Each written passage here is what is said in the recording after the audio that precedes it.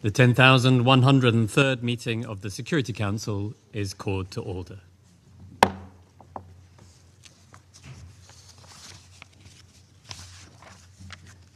The provisional agenda for this meeting is reports of the Secretary General on the Sudan and South Sudan. The agenda is adopted. In accordance with Rule 37 of the Council's Provisional Rules of Procedure, I invite the representative of South Sudan to participate in this meeting. It is so decided.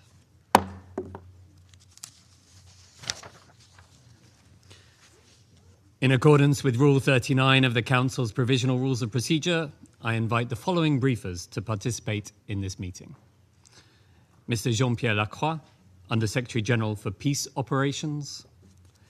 Major General George Aggrey Owinow, Interim Chairperson, Reconstituted Joint Monitoring and Evaluation Commission. And Mr. Edmund Yakani, Executive Director, Community Empowerment for Progress Organization. It is so decided.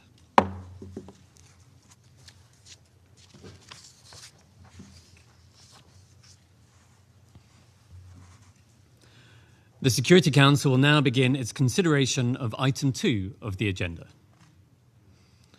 I wish to draw the attention of Council members to document S/2026/58, the report of the Secretary General on the situation in South Sudan.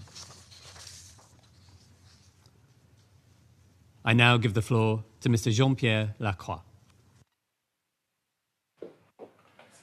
Thank you very much, Mr. President. Mr. President, I thank you for this opportunity to address the Security Council following the Secretary General's latest report. Since my last briefing just a month ago, major developments have taken place in South Sudan that require particular attention given the country's continued fragility.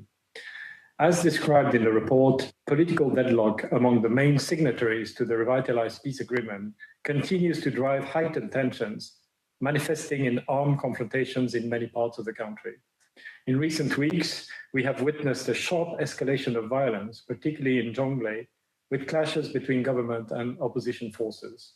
Both sides claim to be acting in self-defense, while at the same time preparing for the possibility of large-scale hostilities. The reports of aerial bombardments, inflammatory rhetoric, mass displacement, and severe restrictions on humanitarian access observed in Jonglei are of great concern. Communities that remember all too well the violence of 2013 and 2016 are again on the move. Over 280,000 people displaced from fighting in Jonglei alone, as per government sources. On the 25th of January, government forces in Jonglei instructed the temporary relocation of civilians, as well as UN and humanitarian personnel from several counties in Jonglei, including from the UNMISS base in Akobo, citing an anticipated military operation. 2 days later, the government spokesperson subsequently denied issuing such directive, while reiterating continued cooperation with these partners. We are also concerned by reports of inflammatory public statements attributed to General Johnson Oloni Tabo, the South Sudan People's Defense Forces Assistant Chief for Disarmament and Mobilization, although the government clarified that these do not reflect official policy. Such rhetoric only inflames an already volatile situation and underscores the need for restraint and the protection of civilians. Mr. President, the African Union Peace and Security Council, as well as the Intergovernmental Authority on Development, IGAD, have expressed serious concern regarding escalating hostility. Together, we have also made clear that there is no military solution and that the revitalized peace agreement remains the only viable framework for peace and stability. It is in this context that we, the United Nations, the African Union and IGAD have reiterated our position that any changes to the revitalized agreement must be undertaken through inclusive and consensual processes. We therefore remain concerned by recent unilateral initiatives to amend the agreement, including proposals to defer key outstanding tasks, such as the constitution-making process until after the elections. If pursued, such changes would alter the primacy of the agreement and its precedence over national legislation. The Sudan People's Liberation Movement / Army and Opposition, or SPLM-AIO, as a principal signatory to the agreement, has indicated that it was not able to participate in these discussions in light of the ongoing legal proceedings involving First Vice President Riek Machar. The party has continued to contest these initiatives and has reiterated its position that its participation in political dialogue is contingent upon Mr. Machar's release. We take note of regional efforts aimed at revitalizing dialogue, including of the updated Tumaini process, with emphasis on supporting the holding of elections at a key milestone, and the African Union's high-level ad hoc committee for South Sudan, or C5, proposal for a leadership retreat in Pretoria to help much-needed momentum. Concurrently, President Kiir has also constituted a national broad-based committee for a 45-day-long consultative process on election-related questions, however, excluding the mainstream SPLM-AIO. While these efforts are welcome, dialogue and consensus building among all dialogue and consensus building, excuse me, there is an echo.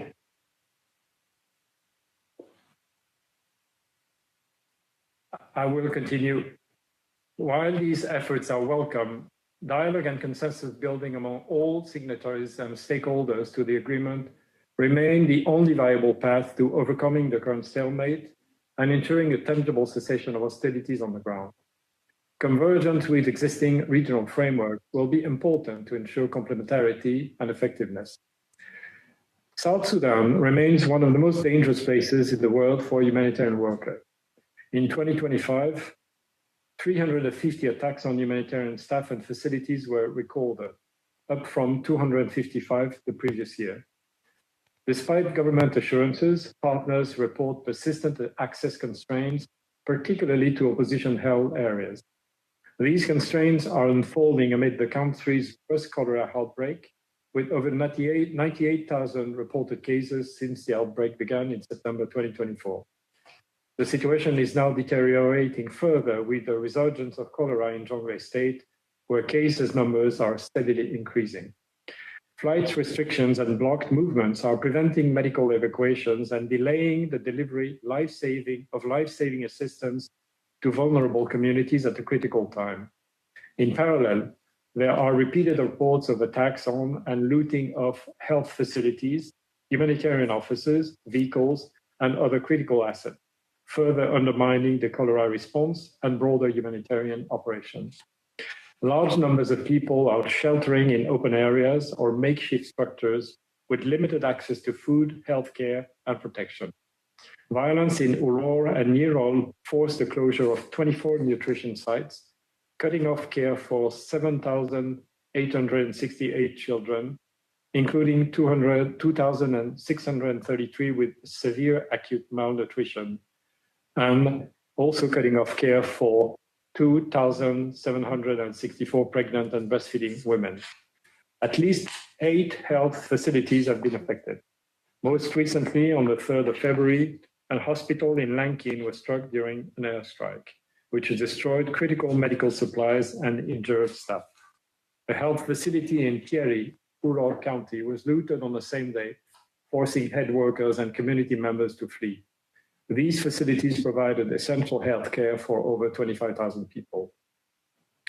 Between the 30th of January and 1st of February, humanitarian barges carrying vital items to assist 73,000 civilians were attacked and looted in Upper Nile State.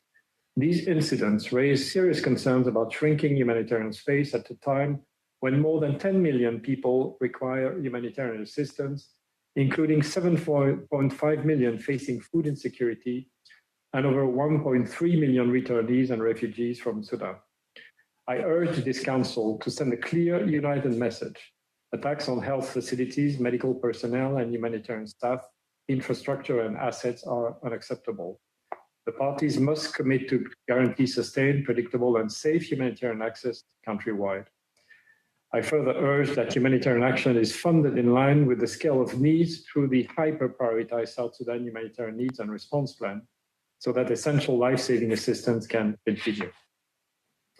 Mr. President, against this backdrop, UNMISS is nearing completion of its cost reduction measures while endeavoring to implement its mandate. The mission continues to engage political leadership at national and subnational levels to de-escalate fightings, conduct patrols, and maintain a deterrence posture to protect civilians. UNMISS has broadened its engagements with women-led networks, the women's leagues of the main political parties, as well as civil society women's platforms to support their participation in political dialogue and governance.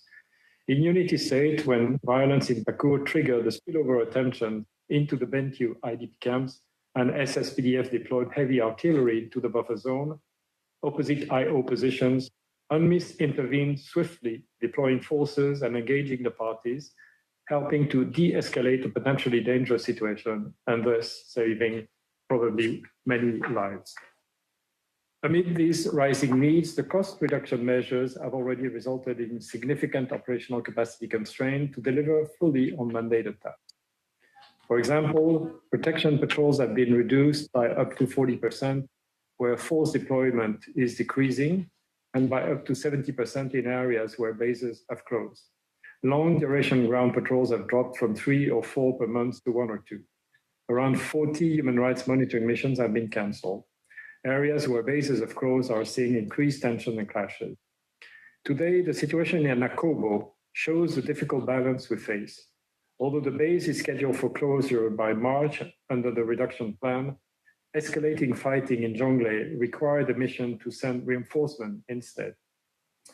You would also have seen reports of the establishment by UNMISS of a temporary operational base in Dukpadiet, north of Bor, in Jonglei State. In a largely opposition-controlled area, our presence is serving as a critical deterrent. Indeed, it has so far helped prevent potential aerial bombardments in and around the town. For many civilians, Akobo can become an island of relative safety at a moment of acute insecurity until it is closed. To mitigate these constraints, UNMISS has been adapting, to the extent possible, its operation to prioritize protection, humanitarian facilitation, and rapid response efforts. The mission is recalibrating its operation to leverage available resources to sustain critical engagement, to accompany affected communities and institutions and deliver essential services. For example, with major troop and base reductions, the force component will rely more on the longer hotspot-focused patrols and the tighter planning cycles, requiring deeper integration with civilian sections and field offices, while staying agile to respond to civilian threats. Civil affairs has expanded reliance on partner non-governmental organizations to maintain situational awareness and sustain continuity of engagement. The trends we are currently observing are clear. The presence of UNMISS continues to matter a lot. It matters to the people that we protect, it matters to our humanitarian partners that we assist, and it matters to the peace process that we actively support and engage in. Mr. President, in light of the above, the international community, including this Council, must ensure that the South Sudanese political actors step back from this dangerous precipice, return to dialogue, and seek consensus on the way forward. The renewed momentum we're seeing in the region, the efforts by the African Union, IGAD, and South Sudan's neighbors are laudable and require our support and require the united support of this Security Council at this critical juncture. A coordinated, strong approach by the international community will help ensure the integrity and supremacy of the revitalized agreement and will eventually lead to the long overdue and successful implementation of its security arrangements and the holding of free, fair, and inclusive national elections. Let me be clear, without consensus, without the participation of all those who have placed their hopes into this peace process, and in all corners, in all 10 states of the country, any election is likely to be not credible and therefore worthy of our support. The Secretary General's critical mass of necessary conditions for peaceful and credible elections, as agreed with the African Union and IGAD, remains valid.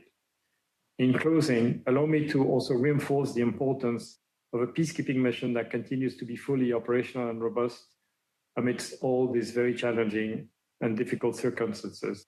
The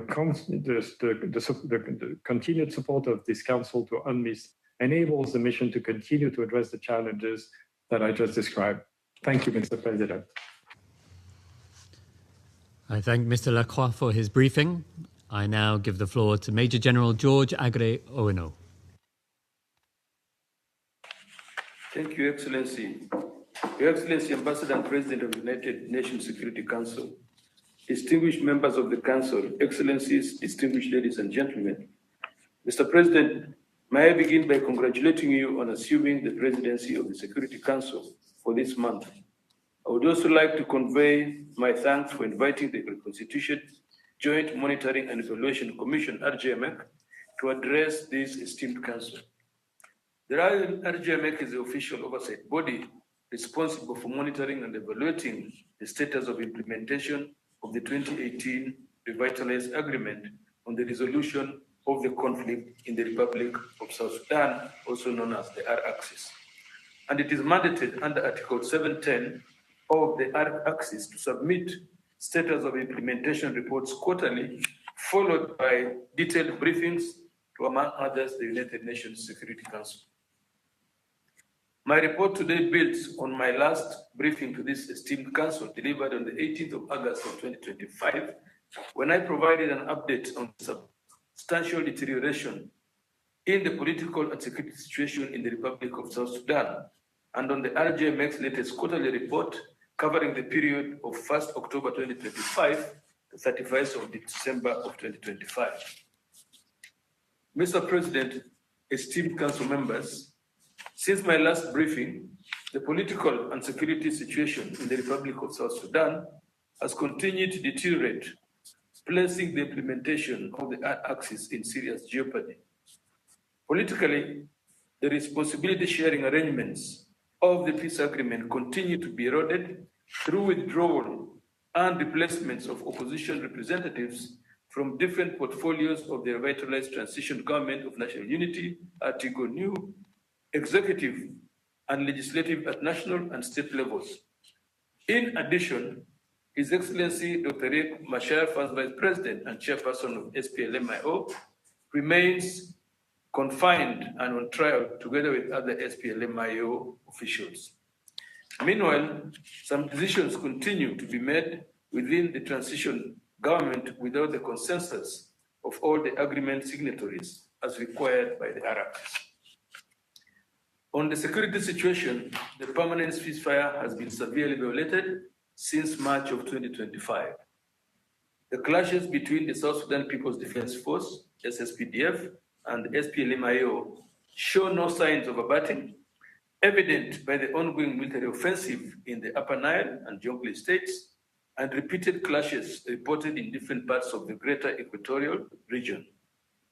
According to reports from the Ceasefire and Transition Security Monitoring Verification Mechanism, CITSAM, military confrontations between the SSPDF and SPLMIO and allied forces have occurred in 6 out of the 10 states and 3 administrative areas, triggering a new wave of civilian displacement and humanitarian hardships. In December of 2025 alone, CITSAM reported or documented 76 alleged ceasefire violations, 21 incidents of hostilities, and 25 incidents of violence against civilians and humanitarian actors. In January of 2026 to 87 alleged ceasefire violations, of which 30 of the incidents were reported hostilities between the signatory parties and 26 incidents of violence against civilian and humanitarian actors.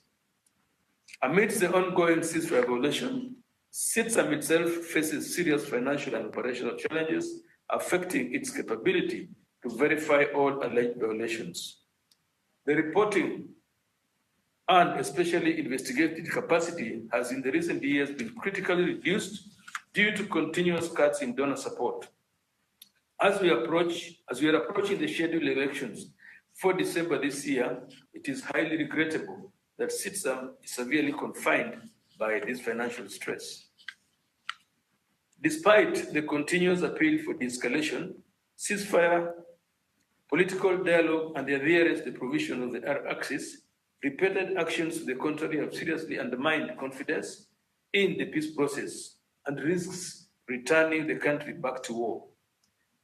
With time fast running out, any further deterioration of the security situation, coupled with the failure of the Article New to urgently address the political stalemate and commence genuine and inclusive dialogue on a viable way forward, including on the conduct of elections and the peaceful end of the transition period, poses a great risk to the peace agreement.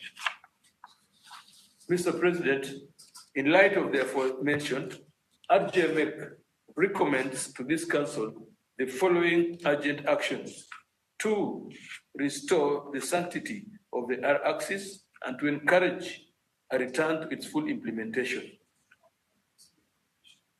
This, the Council A, to prevail on the parties to the agreement to cease all hostilities, embrace all-inclusive genuine dialogue, and reactivate the agreement implementation mechanisms. B, immediately restore and respect the permanent ceasefire and embark on a full reunification and professionalization of security forces under single non-partisan command. C, urge the leadership in Juba to preserve the peace, promote reconciliation, resolve political disagreements through dialogue, and address disputes through the mechanisms of the R-axis. And D, to assist the Article New to resolve the current political and security impasse and find a political solution to the issue of the first Vice President and all political detainees to pave the way to the meaningful dialogue to a peaceful end to the transition period. And call upon the Article New to reconstitute itself as per the provisions of the R-axis, particularly restoring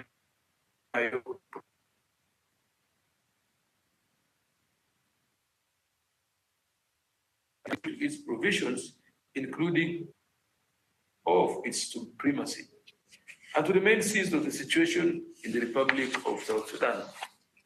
In conclusion, Mr. President, I would like to appeal to the esteemed Council to use its good offices to support the implementation of the vitalized peace agreement. To date, the R-axis has delivered significant peace dividends, which should be consolidated, and it remains the only viable available pathway to building and enduring peace in South Sudan. I thank you. I thank Major General Aggrey Owinow for his briefing. I now give the floor to Mr. Edmund Yakani. Thank you, Mr. President of the Council. Allow me to take this opportunity to congratulate you for assuming the chair of the Council, and thanks for inviting me to brief the Council. Civil society are calling for your attention and seek your urgent support to the unjustified situation in South Sudan. Following the breakout of the violence in Nasir County in March 2025, the situation is getting worse. Safety and protection of civilians in the areas that are witnessing the renewed conflict between SSPDF and SPLA-IO is at risk. Evidently, we observe series of attacks on humanitarian workers and properties, and mainly the areas that are witnessing the armed violence. The renewed armed violence between SSPDF and SPLA-IO following the Nasser incident made the little observed political stability without large-scale armed violence hindered. This undermines the government call for holding of national general election in December 2026. We are concerned that the recent renewed armed violence may return the country to war if the parties fail to embrace inclusive dialogue for resolving their political stalemates that they are facing now. Coordinated regional and international political pressure is required to maintain and increase now. To that end, we urge the Council to do the following. 1, demand immediate observation of ceasefire, resumption of inclusive political dialogue, and the release of political detainees. 2, support the enforcement of the recent AU Peace and Security Council communique 1326 meeting, which was held in Addis, dated 23rd February 2026. 3, reinstate the need for a swift and coordinated implementation of the pending task of the R-Access with the full participation from the rightful signatory to R-Access and all stakeholders. Unrestricted access must be granted to humanitarian actors, including protection of humanitarian workers and properties. Ensure that South Sudanese parties agree upon a good conditions for conduct of election as scheduled for December 2026. Ensure South Sudanese parties undertake serious action for inclusive dialogue, such as the Tumaini Initiative and the South Sudanese Women Mediators Intervention. Demand leaders of South Sudan parties and their supporters to abstain from any form of hate speech and hatred sentiment. Mr. President, despite the many shortcomings in South Sudan peace process, in the past, coordinated regional and international pressure has commendably led to a regular decrease in fighting among the warring parties. This coordinated pressure is required now for protection of civilians, like in the ongoing violence in Jonglei, Upper Nile states, and other parts of the country. Creation of a good enough and agreed upon conditions for the conduct of the election is scheduled for December 2026 is essential.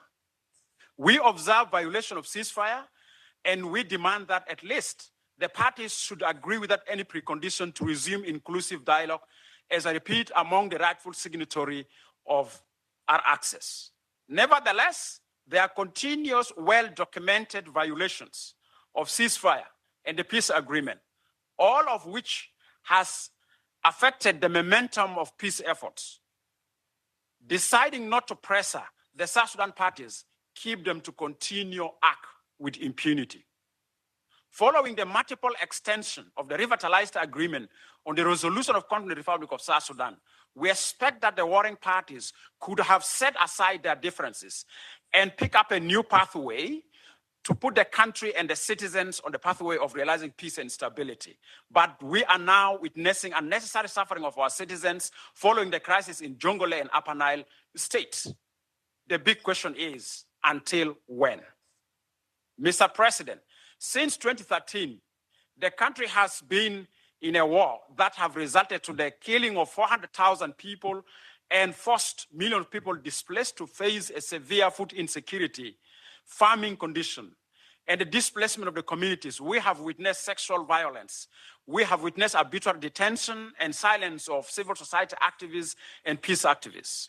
In the recent report of UN Commission on Human Rights in South Sudan, published in January 2026, has clearly shown that the peace, stability in South Sudan is facing a threat as long as the country, government, and opposition leaders act with impunity. High deficit in trust and confidence among the political elites demonstrate that majority of them are not acting for the best interest of the citizens of South Sudan, apart from acting in a manner that they want to sustain their influence and their dominance in the power. And that resulted for them to profiteer from the suffering of the citizens. Recent reports of RJMEC, as the interim chair have shared with you, shows that the R-Access is facing numerous challenges, and this is putting the fate of political transition in South Sudan into jeopardy. There must be consistent pressure from the region and the international community to demonstrate to them that peace is the only option to go forward. Your Excellency, the Security Council mandate is purpose-built to address situation currently facing South Sudan. In undertaking concrete and practical actions for making peace and stability in South Sudan prevailed, the Council will show to the South Sudanese citizens if it stands with the people of South Sudan, as we have seen in the past, and specifically following the situation in Jonglei and Upper Nile states. Yes, it is a primary responsibility of our political elites to make peace and stability to happen in South Sudan, but unfortunately, they decided to be warmongers. Therefore, we urge the Council to send a clear message to South Sudan government and opposition leader that they will be held accountable for any further violation of the access and manipulation of any inclusive dialogue. Finally, Your Excellency, we civil society appreciate the role UNMISS who have been working with us in widening civic and political space. Besides the protection of civilians, we hope that this partnership between UNMISS and civil society will continue. And finally, we urge that the report of the UN Secretary General to the Council should be more detailed. Thank you very much. I thank Mr. Yekani for his briefing. I now give the floor to those council members who wish to make statements. I give the floor to the representative of the United States. Thank you, Mr. President, and thank you to our briefers today. The United States' first priority in South Sudan is peace. However, South Sudan's leaders have systematically undermined this goal since their independence in 2011. They have repeatedly pushed the country back to the brink of war. Military operations across Greater Equatoria and the Greater Upper Nile Network provide stark evidence of South Sudan's willful actions to move further from peace and stability. Violence across these two regions has resulted in the displacement of thousands of civilians, forced aid organizations to suspend their operations, and caused the immediate evacuation of UNMISS personnel. These actions directly obstruct UNMISS's ability to protect civilians and catastrophically worsen a dire humanitarian emergency. We strongly condemn South Sudan's leaders' actions and urge all parties to immediately cease offensive military operations, withdraw all forces, and ensure unimpeded humanitarian access to affected populations. We are also concerned by the transitional government's repeated unilateral amendments to the revitalized agreement. Any revisions to the agreement must be achieved through transparent, inclusive dialogue involving all signatories rather than through unilateral action. The United States takes note of the UN's February 3rd White Note on South Sudan's progress on UNMISS's contingency plans. However, we urge Council members to continue pressuring the transitional government to lift all remaining impediments to UNMISS's operations. We condemn the host country's government's interference, which has imposed unnecessary costs on UNMISS. These financial burdens, paid for by this international community, cannot go unaddressed. South Sudan must be held financially accountable for these costs. President Trump has made clear that American engagement requires genuine partnership, not exploitation of our goodwill and resources. South Sudanese officials continue to fail to uphold basic commitments under the Status of Forces Agreement and demand to close critical bases in Wau and Bentiu. Our position is unequivocal. Any further non-cooperation by South Sudan will constitute a threat to the mission's viability. This will be a decisive factor in our future decisions regarding assistance, diplomatic engagement, and the mission's future. Thank you. I thank the representative of the United States for the statement. I now give the floor to the representative of France. Merci, Monsieur le Président. Je remercie tout d'abord le secrétaire général adjoint Jean-Pierre Lacroix, ainsi que le général Aggrey Owinow et Monsieur Edmund Yekani pour leur présentation. Le Soudan du Sud a acquis son indépendance il y a bientôt 15 ans. Depuis lors, et malgré le soutien des Nations Unies, la transition vers un gouvernement stable et démocratique se fait toujours attendre. Aujourd'hui, la conjonction de crises politiques, sécuritaires, humanitaires et économiques aggravée par la guerre au Soudan voisin menace l'accord de paix et fait peser un risque de rechute du pays dans une violence généralisée. Dans ce contexte, j'insisterai sur 3 points. Premièrement, la mission des Nations Unies au Soudan du Sud joue un rôle essentiel pour préserver la stabilité du pays et protéger les civils. Elle doit pouvoir mettre en œuvre son mandat pleinement. Nous appelons les autorités sud-soudanaises à coopérer avec la mission et à s'acquitter de leurs obligations en vertu de l'accord sur le statut des forces. Les entraves répétées à la circulation des contingents sont inacceptables. Par ailleurs, la France salue le travail mené par le secrétariat pour concevoir et mettre en œuvre le plan de contingence rendu nécessaire par la crise de liquidité.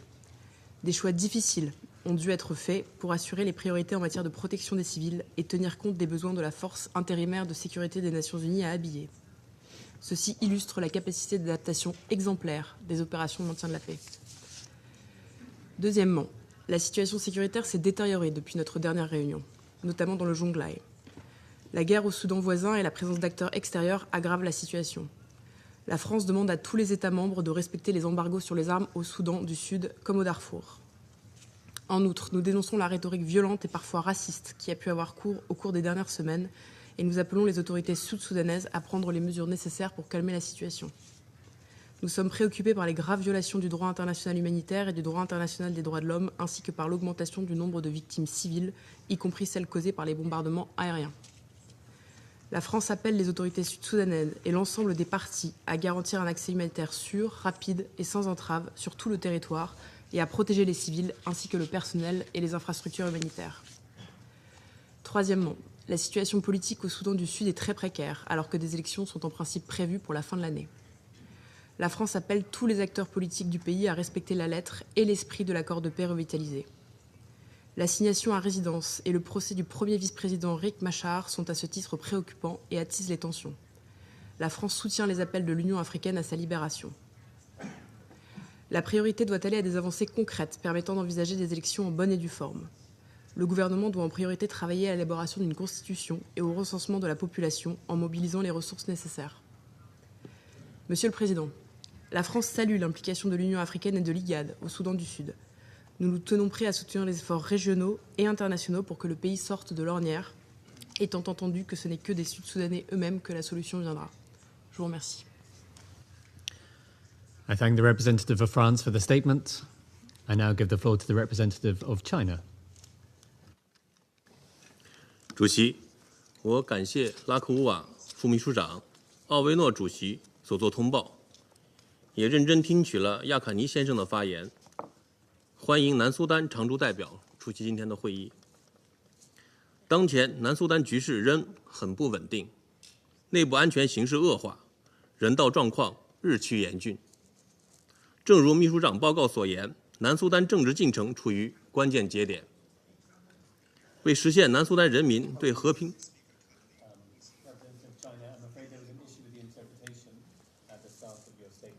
Thank you. Thank you for giving me another chance. 主席，我感谢拉克鲁瓦副秘书长、奥维诺主席所作通报，也认真听取了亚卡尼先生的发言。欢迎南苏丹常驻代表出席今天的会议。当前南苏丹局势仍很不稳定，内部安全形势恶化，人道状况日趋严峻。正如秘书长报告所言，南苏丹政治进程处于关键节点。为实现南苏丹人民对和平与发展的共同心声，中方主张各方坚持4要4不要。第一，要稳定，不要冲突。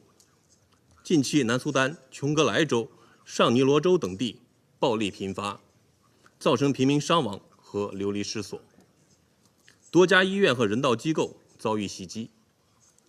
中方呼吁各方遵守停火协议，停止敌对行动，避免局势升级，加强对平民、民用设施和人道工作者保护，切实履行国际人道法义务。我们支持联南苏团同南苏丹政府一道，继续推动各族群间加强对话，保护平民安全。第二，要团结，不要分裂。从现在到过渡期结束还有1年时间，我们支持南苏丹各派政治力量以国家和人民整体利益为重，通过包容性对话化解分歧，避免采取可能导致分裂的行动，遵守并落实重振协议各项安排，以团结一致的精神共商国家未来大计。大选是南苏丹内政，中方尊重南苏丹政府和人民的主导权，期待大选筹备工作顺利推进。第三，要劝和，不要施压。中方欢迎非盟及南苏丹问题高级别特设委员会、伊加特等为缓和南苏丹各方分歧、推进和平进程所做努力，支持以非洲方式解决非洲问题，支持维护南苏丹主权、统一和领土完整。非盟峰会召开在即，不少非洲国家也在积极穿梭调解。安理会应保持必要耐心，给予地区斡旋足够时间和空间，避免不当外部施压。第四，要援助，不要断供。苏丹冲突外溢，影响南苏丹财政收入和边境安全，加之难民涌入、洪灾泛滥、疫病蔓延，南苏丹经济人道形势持续承压。此时进行援助断供、单边制裁，无异于雪上加霜，最终受苦的还是广大民众。国际社会应加大投入，帮助南苏丹改善民生，应对人道挑战，实现经济多元化和可持续发展。主席，中方欢迎南苏丹政府采取积极举措，支持联南苏团基本完成应急裁撤计划，鼓励双方本着互尊互谅的精神，继续友好协商，妥善解决未来合作过程中出现的困难。联南苏团为维护南苏丹和平稳定发挥了不可替代的作用，大规模裁撤已对其履职带来了严峻挑战，未来特派团作用不能再被削弱。作为联南苏团主要出兵国，中方将一如既往支持特派团履行授权。中国维和人员也将继续展现优良作风，践行使命。中方愿同国际社会一道，为南苏丹早日实现持久和平与发展繁荣发挥建设性作用。谢谢主席。I thank the representative of China for their statement and their understanding with the technical issues. I now give the floor to the representative of Denmark. Thank you, Mr. President. And I also thank USG Lacroix and our briefers for their remarks. Mr. President, South Sudan is on the brink of collapse. The revitalized peace agreement is under direct threat by the transitional leadership, while the people of South Sudan face growing human rights violations, displacement, and violence. Statements and direct incitements to violence against civilians risk further adding fuel to this fire. Without direct action, there is, as we heard from our briefers, a real possibility of all-out war and disastrous consequences for regional peace and security. An immediate cessation of hostilities and a decisive return to the full implementation of the peace agreement has never been more critical. This remains the key framework which confers legitimacy on the transitional government while providing the only viable roadmap to peace. Regrettably, this agreement has been gradually and consistently hollowed out by unilateral amendments with which we strongly disagree.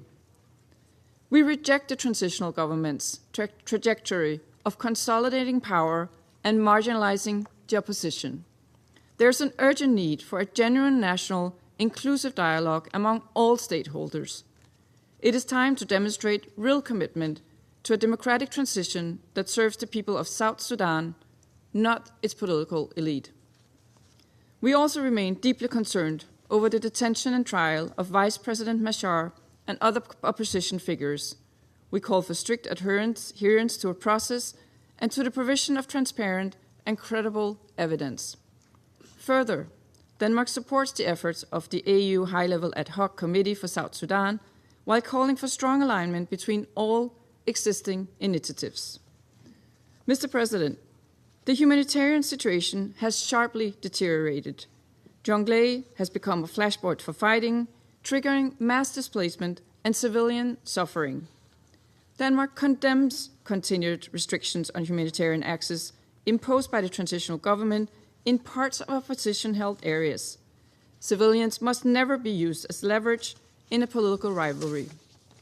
We are further appalled by continued attacks and intimidation against humanitarians in South Sudan.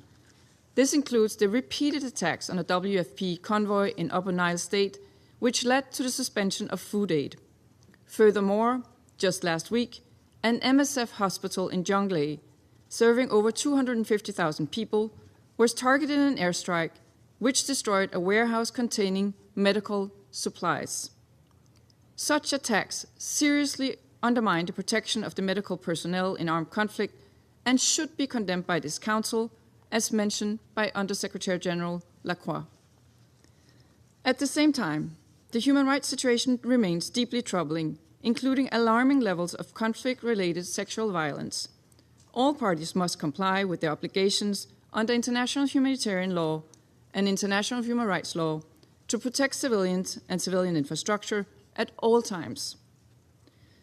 Mr. President, in this time of insecurity, UNMISS offers stability, protection, and support for the most vulnerable. Denmark fully supports the mission and reiterates that it must be enabled to operate and resourced to fully deliver its mandate, especially protection of civilians. Continued SOFA violations by the transitional government run directly counter to this mandate. We condemn the killing of an UNMISS staff member in Wau in December 2025. The safety and security of UN personnel must be guaranteed in accordance with international law. In closing, as we face the real risk of widespread conflict in South Sudan, we believe it is incumbent on this Council to speak out forcefully and in one voice, to demand an end to the violence, to insist that the peace agreement is upheld. Ultimately, the power to change course rests with the South Sudanese leaders. We call on them to act now, to commit to peace and respect the dignity, well-being, and fundamental rights of all the people of South Sudan. Thank you. I thank the representative of Denmark for the statement. I give the floor to the representative of the Democratic Republic of the Congo. Merci, Monsieur le Président. J'ai l'honneur de prononcer cette déclaration au nom de A3, à savoir le Libéria, la Somalie et mon propre pays, la République démocratique du Congo. Nous remercions le secrétaire général adjoint Jean-Pierre Lacroix, le général de division Georges Aggrey et M. Edmond Yakani pour leur intervention pertinente. Nous saluons la participation du représentant du Soudan du Sud à la réunion de ce jour. Les A3 saluent l'engagement du gouvernement du Soudan du Sud auprès de ses partenaires régionaux et internationaux. Cependant, nous sommes préoccupés par le fait que l'accord revitalisé se trouve à un tournant critique en raison de violations persistantes sur le plan politique et sécuritaire. Nous restons particulièrement alarmés par le maintien en détention et le procès du premier vice-président Riek Machar et d'autres dirigeants du SPLM-Mayo. Ces développements associés à des remaniements politiques unilatéraux risquent de compromettre le progrès du gouvernement de transition et les perspectives d'élections pacifiques et crédibles. Nous réitérons notre appel en faveur de leur libération immédiate et exhortons toutes les parties à reprendre un dialogue politique inclusif. En ce qui concerne le processus électoral, le Soudan du Sud se trouve à un moment décisif. Nous prenons note de la proposition de la présidence de modifier l'accord revitalisé afin de dissocier les élections de décembre 2026 de la Constitution permanente et du recensement national. Les A3 soulignent que toute modification de ce type doit être obtenue par un consensus inclusif entre tous les signataires. Nous exhortons la communauté internationale à soutenir la Commission électorale nationale, tout en appelant le gouvernement à veiller à ce que la volonté politique et les ressources nécessaires soient consacrées à ces institutions. Sur le plan sécuritaire, les A3 sont alarmés par la recrudescence de violences dans le Grand Haut-Nil, le Grand Équatoria et le Grand Barel Ghazal. Les bombardements aériens ainsi que les affrontements intercommunautaires signalés ont fait de nombreuses victimes et provoqué des déplacements massifs de population. Nous exhortons tous les acteurs armés à respecter le cessez-le-feu permanent et à donner la priorité à la sécurité des civils. En outre, nous appelons à la mise en place urgente de dispositions transitoires en matière de sécurité, y compris le déploiement complet des forces unifiées nécessaires. Les A3 condamnent fermement le meurtre d'un membre du personnel national des Nations Unies à Wau, qui a été agressé et détenu de force par des agents de sécurité alors qu'il exerçait ses fonctions. Nous demandons une enquête rapide, approfondie et transparente sur cet acte odieux et réitérons notre appel en faveur de la liberté de mouvement sans entrave et de la protection de tout le personnel des Nations Unies au Soudan du Sud. En ce qui concerne la situation humanitaire et économique, les A3 sont profondément préoccupés par la détérioration des conditions. Plus de 10 millions de personnes, soit les 2/3 de la population, ont désormais besoin d'aide en raison du conflit, des graves inondations et de l'afflux de rapatriés en provenance du Soudan. Nous sommes préoccupés par le déficit de financement de 58% pour le plan d'intervention humanitaire 2025 et exhortons les partenaires internationaux à accroître leur soutien. Dans ce contexte, les A3 réaffirment que la MINUS joue un rôle indispensable au Soudan du Sud, en particulier dans la protection des civils et le soutien au processus politique. Tout en notant avec satisfaction la coopération constructive du gouvernement avec la MINUS dans la mise en œuvre du plan d'urgence de la mission, nous exprimons notre préoccupation quant à l'impact des récentes réductions des dépenses sur la capacité opérationnelle de la mission, notamment les limitations imposées aux patrouilles et à l'engagement politique. Nous soulignons donc le besoin urgent d'un financement durable, prévisible et adéquat, tant qu'à la MINUS que pour les opérations humanitaires. En conclusion, les A3 soulignent qu'une approche menée par l'Afrique, fondée sur le partenariat et le respect de la souveraineté, de l'unité et de l'intégrité territoriale du Soudan du Sud, offre la voie la plus durable vers la paix. Nous saluons l'engagement constant de l'Union africaine, de l'IGAD et du Kenya dans le cadre de l'initiative Tumaini. Nous exhortons toutes les parties prenantes sud-soudanaises à rester attachées à l'accord revitalisé et à œuvrer collectivement pour assurer un avenir stable et démocratique à leur peuple. Je vous remercie. I thank the representative of the Democratic Republic of the Congo for their statement. I now give the floor to the representative of Latvia. Thank you, Mr. President. I thank USG Lacroix, Major General Owinow, and Mr. Yakani for their informative briefings. A little over a decade ago, civil war in South Sudan unleashed mass death and displacement. Hundreds of thousands were killed, millions were displaced and fled to neighboring states. And today we're seeing dangerous echoes of the past. Violence is on the rise in Jonglei, Upper Nile and in other parts of the country, and civilians are the ones again paying the price. And the situation is a tinderbox. In such conditions, even one word can become a spark. Any inflammatory rhetoric that normalizes harm to civilians is unacceptable and must be addressed. So let me highlight 3 points. First, the priority now is de-escalation and return to full implementation of the 2018 revitalized peace agreements. This requires constructive engagement by both the government and the opposition, as well as maximum restraint, especially in areas where risks to civilians are the highest. We note with concern unilateral proposals to amend the revitalized peace agreement, including the deferral of key commitments. Any changes should be pursued only through inclusive dialogue among the signatories. De-escalation must translate into protection on the ground. Reports of sexual violence, arbitrary detention, and extrajudicial killings are deeply alarming, as they may amount to crimes against humanity. All parties must uphold their obligations under international humanitarian law and international human rights law, and those responsible for such crimes must be held accountable. Humanitarian access through the country must be safe, rapid, and unimpeded.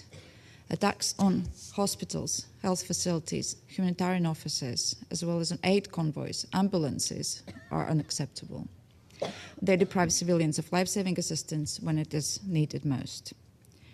Second, Latvia extends its full support to UNMISS.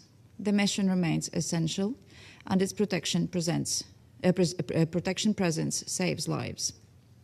Latvia considers the UNMISS bases in Wau and Bentiu indispensable, and they are critical for mandate implementation, including the protection of civilians, and also for continued support to UNISFOR operations.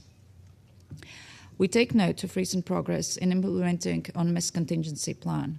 At the same time, continued engagement by the government of South Sudan with UNMISS is needed to preserve the mission's operational footprint and enable effective mandate implementation. And this includes ensuring unrestricted freedom of movement and avoiding any impediments to UNMISS operations. Third, the region's voice and involvement are most crucial. Regional actors have unique leverage to help prevent further escalation. The region also understands better than anyone the wider consequences of continued violence. And we welcome and encourage the African Union High-Level Ad Hoc Committee for South Sudan, alongside IGAD, and neighbouring states to play an active and unifying role in supporting de-escalation and the full implementation of the revitalised peace agreement. I thank you. I thank the representative of Latvia for the statement. I now give the floor to the representative of Bahrain.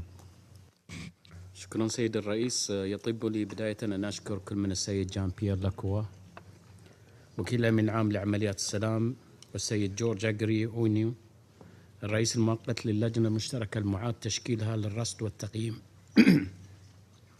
والسيد إدمون كياكاني المدير التنفيذي لمنظمة تمكين المجتمع من أجل التقدم على إحاطتهم الشاملة، وأرحب بسعادة ممثلة جنوب السودان بمشاركتها في اجتماعنا اليوم. سيد الرئيس، تشارك مملكة البحرين المجتمع الدولي القلق إزاء تدهور الأوضاع الأمنية والسياسية والإنسانية في جمهورية جنوب السودان، وخاصة مع استمرار أعمال العنف والانتهاكات المتكررة، وبالأخص في الولايات الاستوائية وولايات الوحدة وجونغلي، والهجمات الأخيرة التي استهدفت القوافل الإغاثية والمرافق الإنسانية والصحية، فضلا عن امتداد تداعيات التوترات الإقليمية، الأمر الذي يهدد بشكل مباشر حياة المدنيين والعاملين في المجال الإنساني والإغاثي، ويقوض في الوقت ذاته قدرة بعثة الأمم المتحدة في جنوب السودان على الاطلاع بولايتها، وذلك في ظل الانتهاكات والقيود على تحركاتها والتحديات المالية والتشغيلية التي تواجهها. وفي هذا الصدد أود أن أتطرق للنقاط التالية. أولا، تحث مملكة البحرين كافة الأطراف المعنية على الالتزام باتفاق السلام المنشط لعام 2018، مع التأكيد على أهمية توافر إرادة سياسية صادقة للانخراط في حوار وطني شامل وبناء يهدف إلى تعزيز المصالحة الوطنية وبناء الثقة وترسيخ التوافق، بما يدعم استكمال المهام المتبقية لتنفيذ المرحلة الانتقالية السياسية المنصوص عليها في إطار الاتفاق، بما يصون المكتسبات المحققة حتى الآن، تمهيداً لإجراء انتخابات شاملة ونزيهة في عام 2026 تلبي تطلعات شعب جنوب السودان في تحقيق الاستقرار والازدهار، وبما يضمن وحدة البلاد وسيادتها وسلامة أراضيها. ثانياً، تعرب مملكة البحرين عن قلقها البالغ بما ورد في التقارير الأخيرة لكل من معالي الأمين العام للأمم المتحدة وبرنامج الأمم المتحدة لتنسيق الشؤون الإنسانية، والتي تشير إلى وجود نحو 10 ملايين شخص، أي ما يعادل ثلثي سكان جنوب السودان، ممن هم بحاجة إلى مساعدة إنسانية، بمن فيهم أكثر من 600,000 لاجئ، إلى جانب تدفق ما يزيد على 1000 نازح نتيجة تصاعد وتيرة العنف والتنافس على الموارد المحدودة، وعليه ندعو لتضافر الجهود لدعم إيصال المساعدات الإنسانية بشكل عاجل ومنسق للاستجابة للاحتياجات الإنسانية المتزايدة.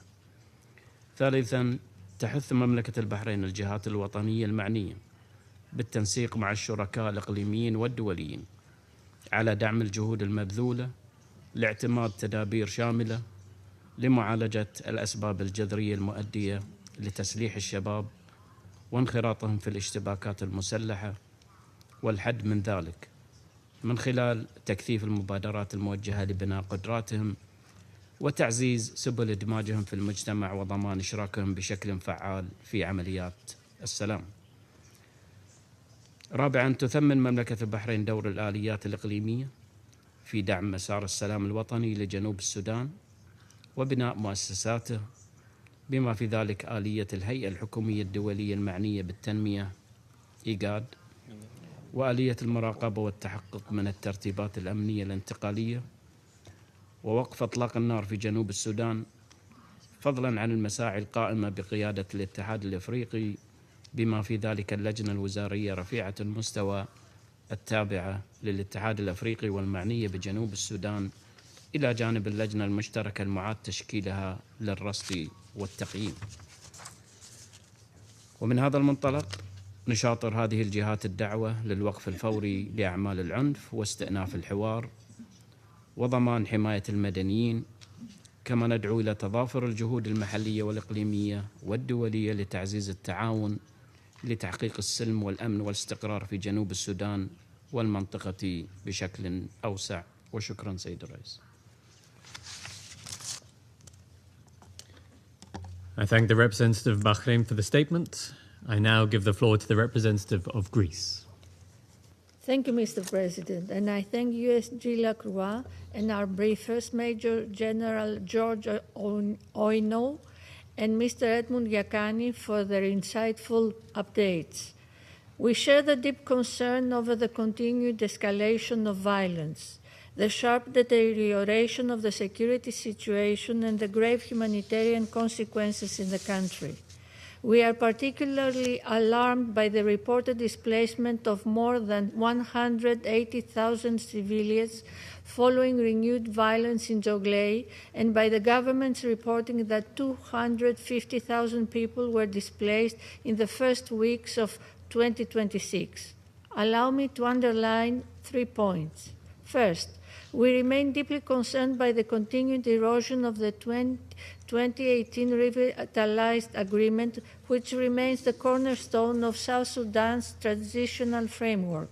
Unilateral political actions, repeated reshuffles, and the undermining of agreed power-sharing arrangements have significantly weakened the spirit of inclusivity and consensus on which the agreement is based.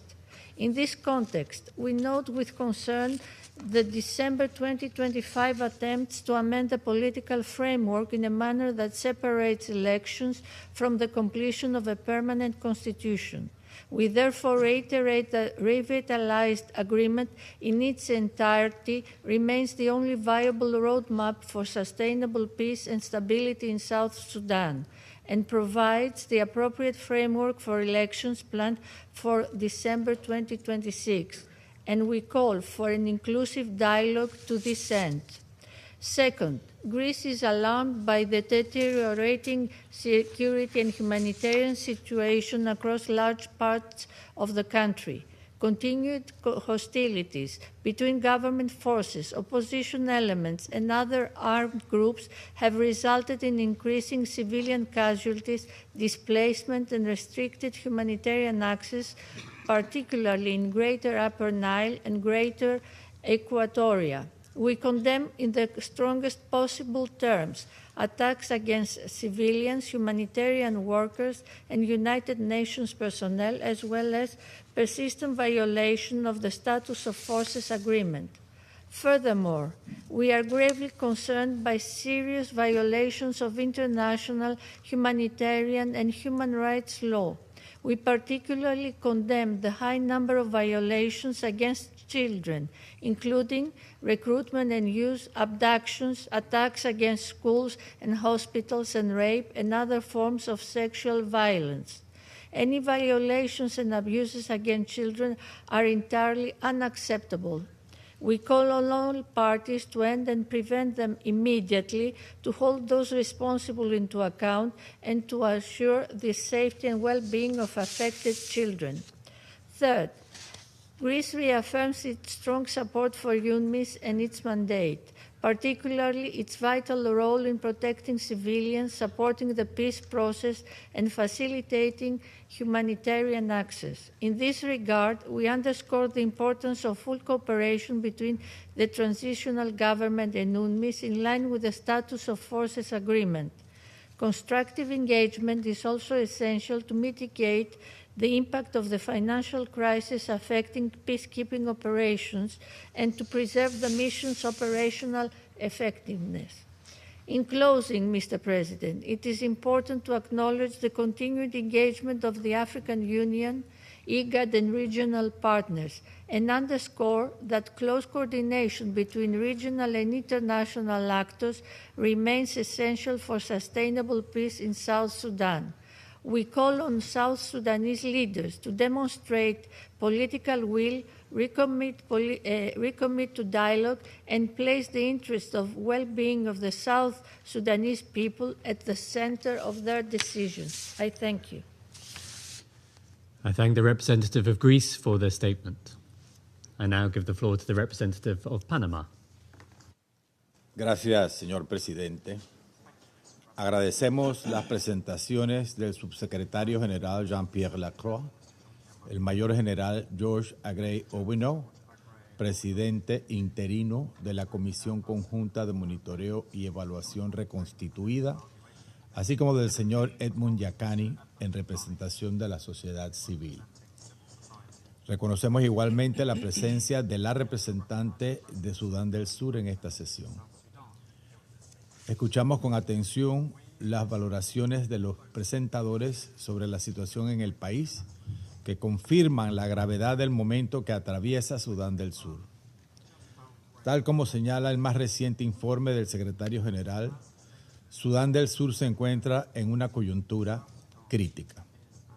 Panamá expresa su profunda preocupación ante la alarmante escalada de violencia en Sudán del Sur, en particular en los estados de Jonglei y Alto Nilo, que ha agravado una crisis humanitaria persistente que afecta a más de 2/3 de la población, quienes viven entre desplazamiento forzado, ataques persistentes y violencia sexual y de género. Panamá condena firmemente estos actos y exhorta a todas las partes a cesar las hostilidades, respetar el derecho internacional humanitario y garantizar un acceso seguro y sostenido para la asistencia humanitaria. Las reiteradas hostilidades no solo erosionan los compromisos políticos existentes, sino que tienen consecuencias humanitarias inmediatas y profundas. Por otro lado, observamos con preocupación el estancamiento prolongado en la implementación del Acuerdo Revitalizado de Paz de 2018, lo cual genera serias dudas sobre la situación política del país y la voluntad política de su gobierno. Asimismo, intentos unilaterales recientes de modificar disposiciones fundamentales del Acuerdo Revitalizado de Paz podrían debilitar el acuerdo, la confianza entre las partes, incrementando así los riesgos de inestabilidad. Coincidimos con el secretario general en que cualquier ajuste al marco de transición debe surgir del diálogo y del consenso entre todos los signatarios y contar con un amplio apoyo nacional. Panamá considera que la interrelación entre inseguridad, crisis humanitaria y déficit de gobernanza es evidente y exige una respuesta integral inmediata.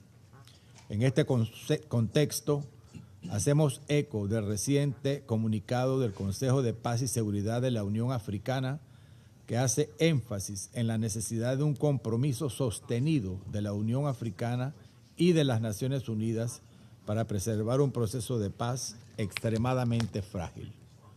Panamá coincide en que las partes deben priorizar los intereses del pueblo de Sudán del Sur, abstenerse de acciones unilaterales o de cualquier forma de escalada violenta y retomar un diálogo genuino que permita reactivar plenamente los mecanismos del acuerdo revitalizado y el respeto del cese permanente de las hostilidades.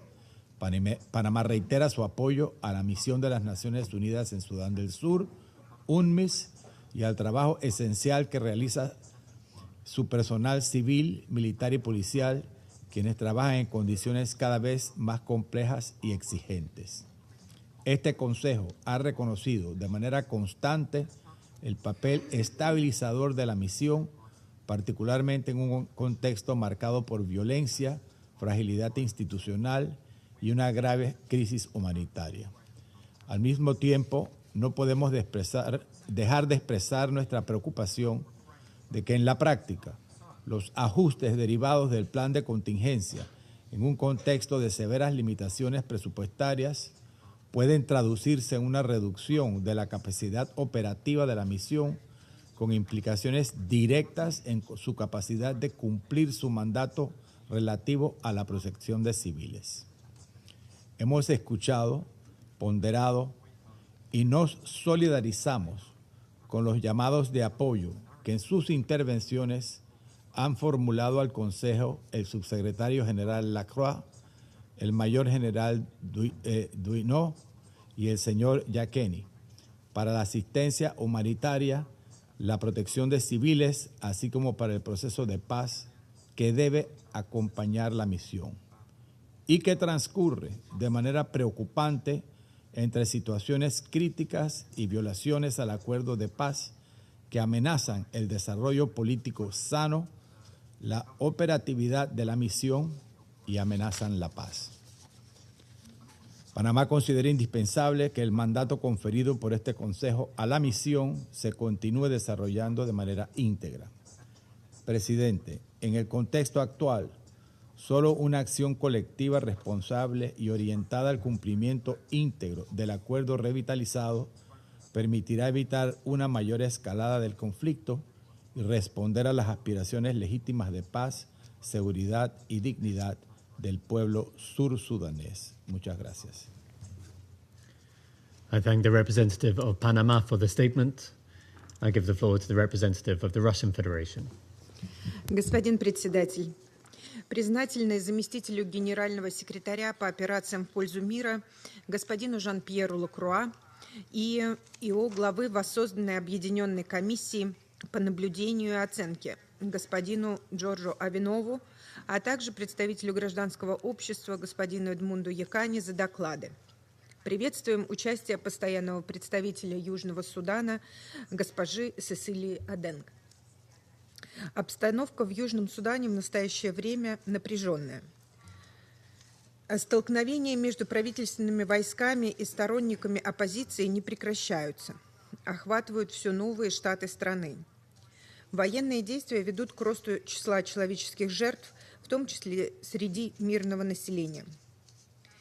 Исходим из того, что силовое решение этого конфликта невозможно. В связи с этим особую важность имеют усилия африканского сообщества, направленные на мирное разблокирование нынешнего военно-политического кризиса в Южном Судане. Высоко оцениваем посреднические усилия Африканского союза, ИГАД и отдельных африканских лидеров. С удовлетворением отмечаем итоги внеочередного заседания Совета мира и безопасности Афросоюза 23 января, зафиксировавшие безальтернативность нахождения мирных развязок на основе положений обновленного мирного соглашения.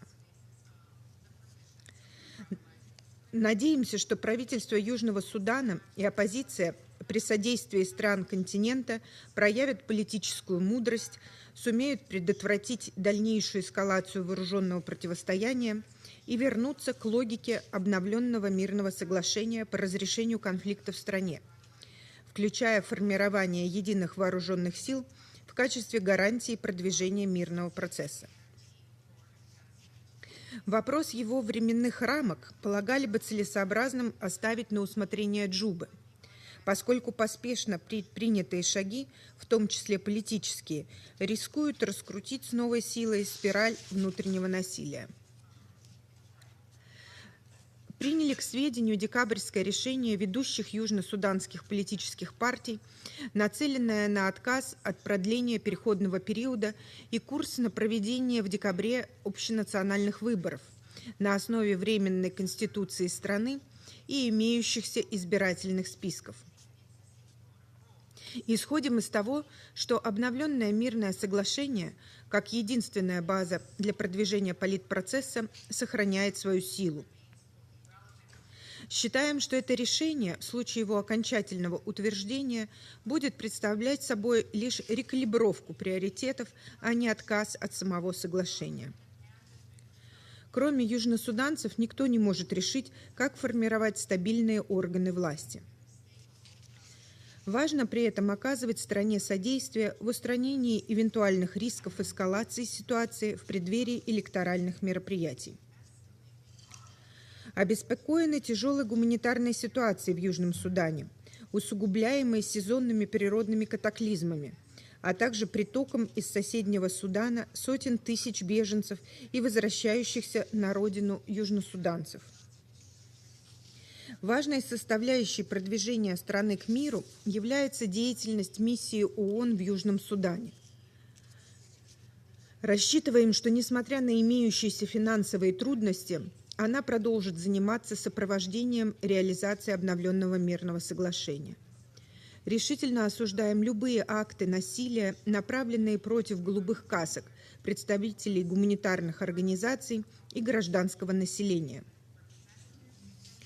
Считаем важным, что секретариат ООН и сама миссия ведут прямой и откровенный диалог с правительством Южного Судана по модальностям сокращения ООНовского присутствия в стране.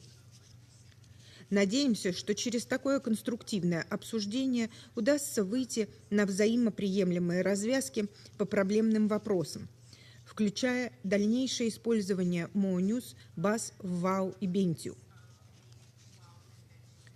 Важно, что южносуданцы открыты для взаимодействия с миссией и не заинтересованы в ее выводе.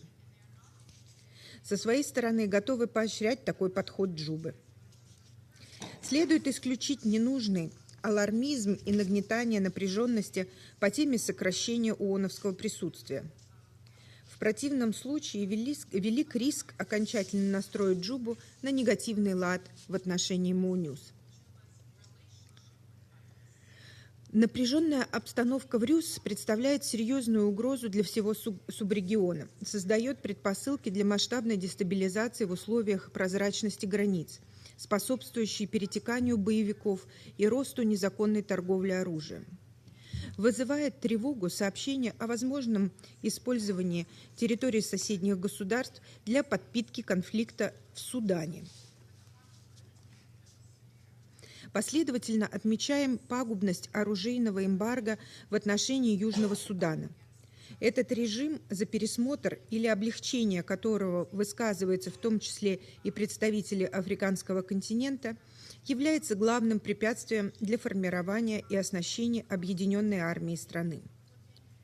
Очевидно, что имеющихся из него изъятий недостаточно для решения масштабной задачи укрепления нацбезопасности. Продолжим выступать за его смягчение и полный демонтаж. Я благодарю за внимание. I thank the representative of the Russian Federation for their statement. I give the floor to the representative of Pakistan. Thank you, Mr. President. I thank USG Lacroix, Major General Owinow, and Mr. Yakani for their briefings. I also welcome the participation of the permanent representative of South Sudan in this meeting. Pakistan shares the concerns that have been expressed around the table regarding the volatility of the political and security situation in South Sudan. recent developments underscore how fragile the peace remains and how severe the risks are for the country to relapse into widespread conflict. At this critical juncture, it is imperative to prevent another descent into violence. The cost of failure would be borne first and foremost by the South Sudanese people and would have profound regional consequences. It is time, therefore, for more and deeper engagement and not distancing or abandonment. In the overall context, the revitalized peace agreement remains paramount. It is the only viable and consensual framework capable of preventing fragmentation, restoring political trust, and guiding the country towards stability. Further undermining or bypassing this framework risks reversing hard-won gains and reopening fault lines that could plunge South Sudan back into chaos. We therefore encourage all South Sudan stakeholders to recommit to the agreement in good faith and to address their differences through an inclusive dialogue. It is the time for renewed national consensus. Pakistan also underscores the essential role of the African-led regional initiatives in supporting the peace process. The sustained engagement of IGAD, the African Union, and neighboring states remains indispensable in easing tensions, facilitating dialogue, and preserving regional stability. We welcome coordinated efforts aimed at de-escalation and encourage continued alignment between regional mechanisms, the UN, and the South Sudanese actors to ensure coherence and effectiveness. President, against this backdrop, the role of the United Nations mission in South Sudan is more vital than ever. As USG Lacroix also mentioned, the presence of UNMISS matters, and there is a continued need for the mission to remain operational and robust. UNMISS continues to serve as a stabilizing role at a time of heightened political uncertainty, intercommunal violence, and regional spillover risks. Its contribution to the protection of civilians, deterring violence, mitigation of intercommunal conflict, and facilitation of humanitarian access remains indispensable. The upcoming renewal of UNMISS is therefore of critical importance and should preserve the mission's core capacities, which are urgently needed to support the South Sudanese people and prevent further deterioration of the situation. We also underline the importance of full respect for the Status of Forces Agreement and for ensuring the safety and security of UN personnel. We take note of the progress made in the implementation of the UNMISS contingency plan, including the near completion of repatriations, issues regarding WOW and Benchu bases, and appreciate the cooperation extended thus far. At the same time, we note with concern the SG's assessment of the operational impact of the ongoing liquidity crisis on UNMISS. In an already fragile environment, reductions in mission capacity carry serious risks for the protection of civilians and the safety and security of UN personnel.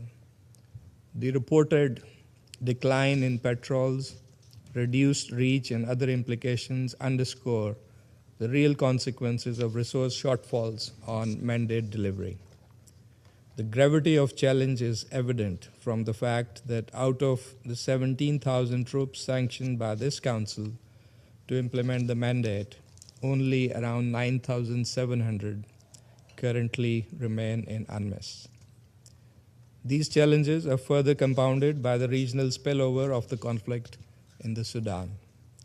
Developments around Hegleg, including attacks on oil infrastructure, shifting control of territory, and cross-border incidents, highlight the increasingly interconnected nature of instability in the region.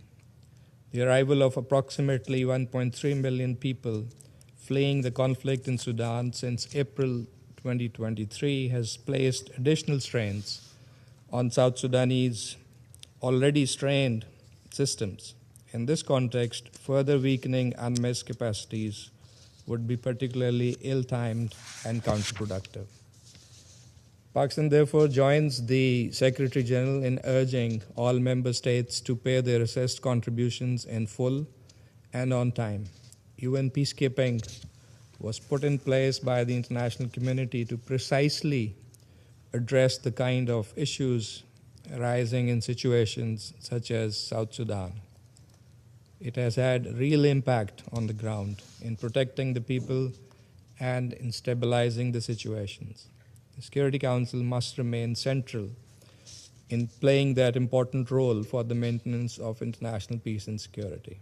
President, Pakistan remains fully committed to supporting UNMISS, the revitalized peace agreement, and regional efforts aimed at securing lasting peace and stability in South Sudan. I thank you. I thank the representative of Pakistan for the statement.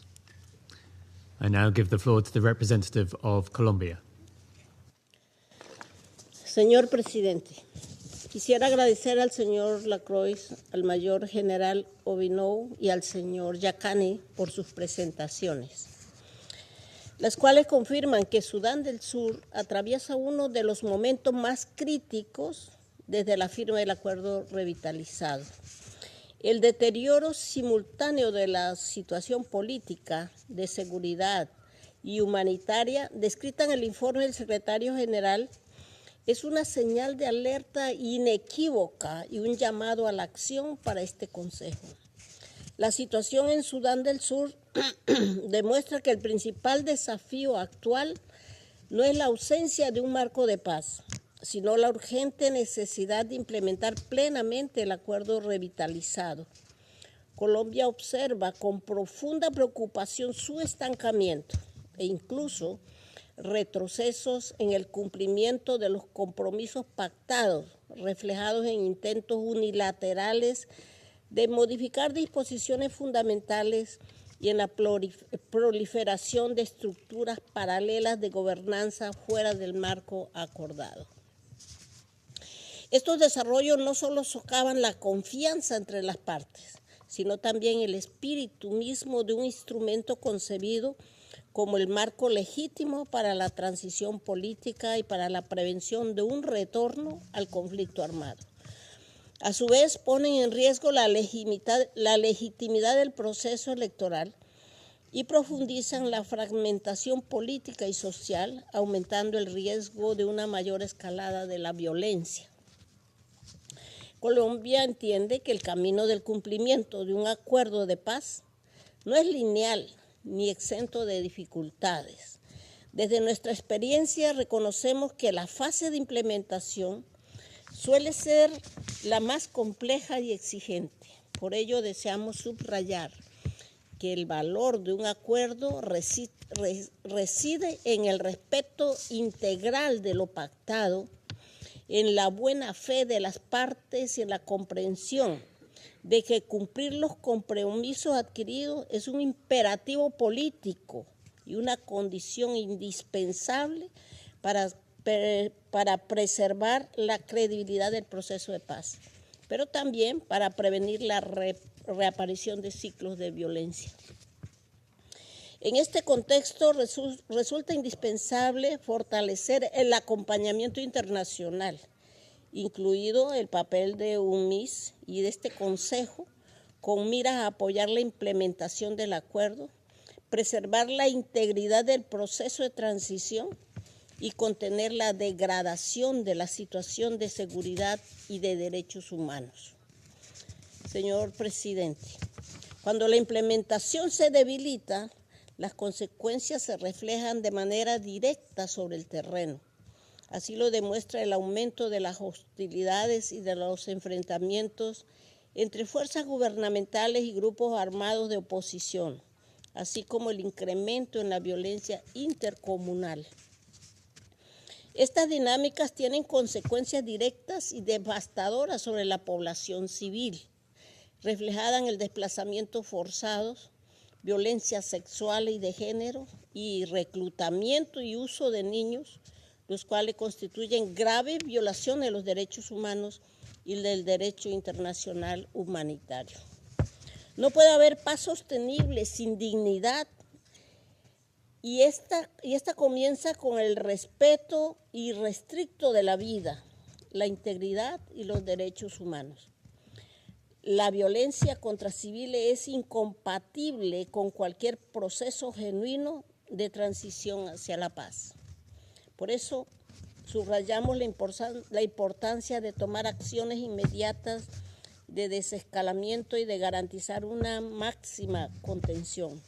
Esto solo será posible mediante el retorno del diálogo inclusivo como única vía para preservar las disposiciones del acuerdo revitalizado. Señor presidente, el pueblo de Sudán del Sur merece algo mejor que una transición indefinida marcada por la violencia, el sufrimiento y la exclusión. Merece una implementación creíble del acuerdo revitalizado, tarea para la cual el rol de UMIS resulta esencial. Colombia considera necesario que este Consejo continúe brindando a UMIS el respaldo político, operativo y de recursos necesarios para que pueda cumplir plenamente su mandato. Reiteramos nuestra disposición a seguir contribuyendo desde este Consejo a los esfuerzos colectivos para proteger a la población civil y apoyar una paz sostenible en Sudán del Sur.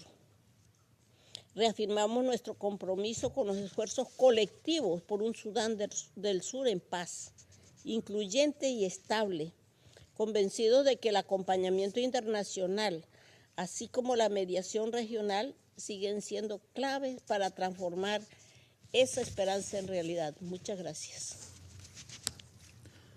I thank the representative of Colombia for their statement. I shall now make a statement in my capacity as the representative of the United Kingdom. I thank USG Lacroix, Major General Aggrey Owinow, and Mr. Yakani for their valuable briefings. We have heard clearly today how the situation in South Sudan is deteriorating and requires coordinated international attention and pressure. Today, I will address three key elements.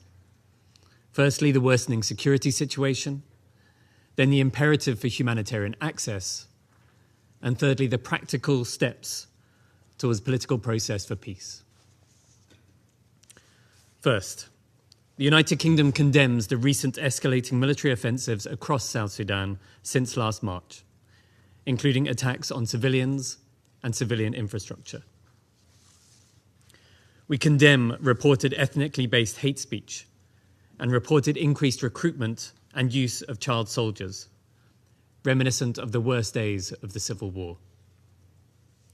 We urge all parties to comply with international humanitarian law, including for the protection of civilians, and reiterate our call for an immediate cessation of hostilities.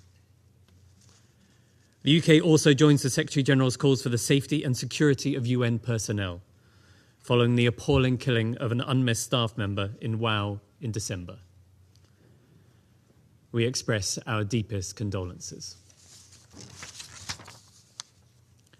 Second, it is critical that life-saving humanitarian support can reach the millions needing assistance. We are particularly concerned at the situation in Jonglei, where violence has displaced around 230,000 people since December. The 3rd of February airstrike on a Médecins Sans Frontières hospital is unacceptable, as is the large-scale looting of a convoy carrying aid for 73,000 people in Upper Nile State between the 31st of January and the 1st of February. We reiterate our call on the transitional government to ensure unhindered humanitarian access to all areas, irrespective of political affiliation or ethnicity. Third, it is critical that the parties return to the peace agreement. We urge the transitional government to cease proposing its unilateral amendments to the peace agreement and its removal of opposition officials. We also express concern at the creation of parallel governance structures which are impacting aid and delivery. The revitalized agreement is critical to providing peace to South Sudan, especially through a power-sharing government. The actions of President Kiir's regime are undermining this. The UK joins the African Union and IGAD in urging all parties to recommit to inclusive, consensus-driven dialogue to prevent the slide back into full-scale civil war. Thank you.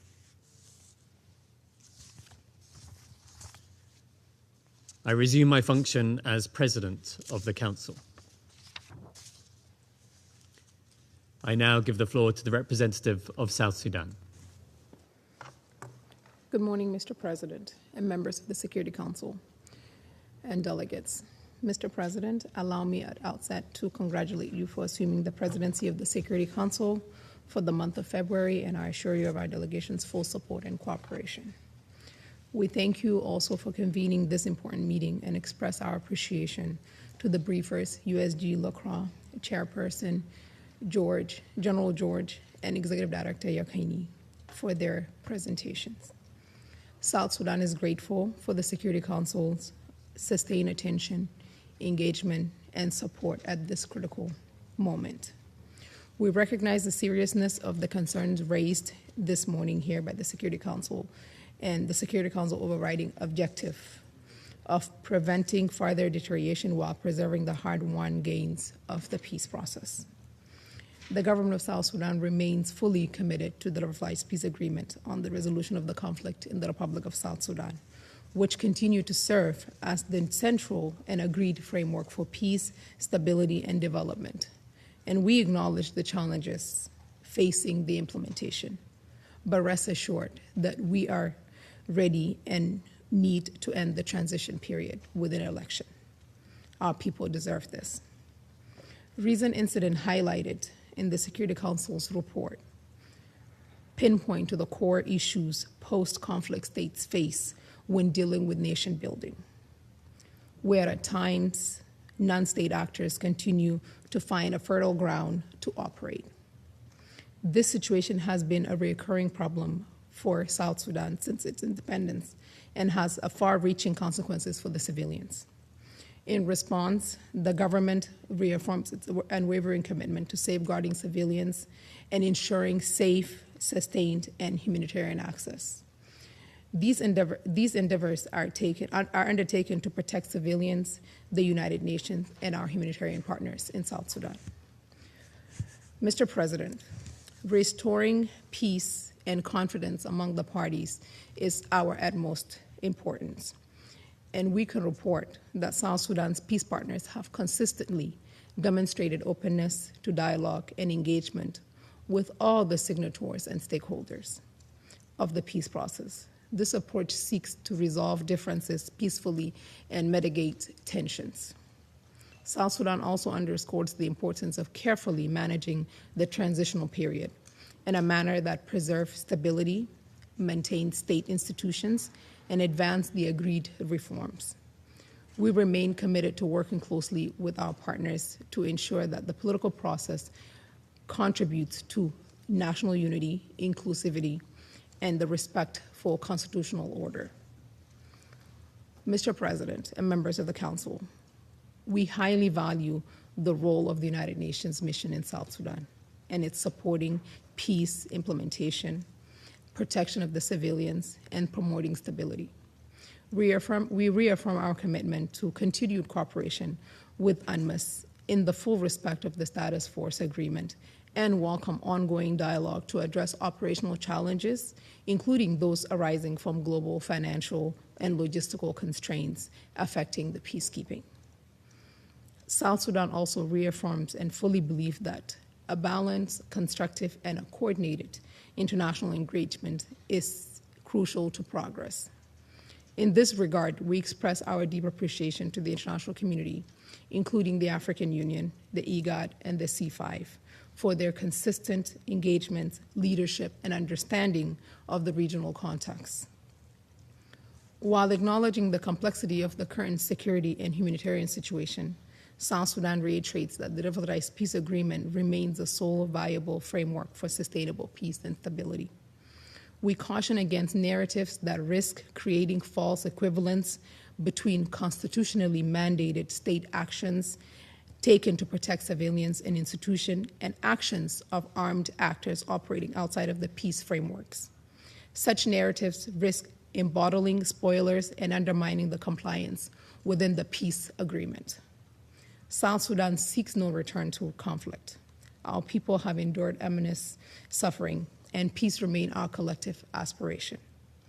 We therefore call for continued balanced engagement that isolates spoilers, supports dialogue, strengthens national institutions, and preserve the political space necessary for peace to take root. In this spirit, we respectfully encourage the Council to continue supporting de-escalation and the commitment to permanent ceasefire by all political parties and non-state actors, and to reinforce efforts that discourage armed spoilers, and to sustain support for UNMISS, and to strengthen regional and continental initiatives aimed at rebuilding trust and advancing peace implementation.